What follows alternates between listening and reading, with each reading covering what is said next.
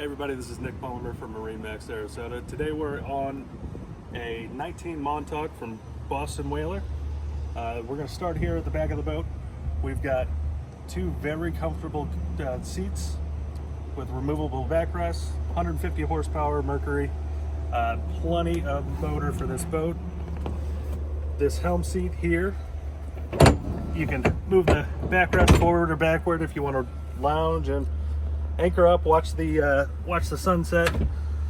Underneath we have a live well. If you're not into fishing, it's still a big insulated cooler. Big T-top here, lots of rod holders. We've got our JL audio system, nice big Simrad. We've got extra cup holders up here up top, 12 volt and USB charger. Coming up to the bow, we've got the cooler seat, and we've got a nice big sun pad with a trolling motor panel up on the bow. If you got any questions on this boat or any of the other boats we have here, this is Nick Palmer.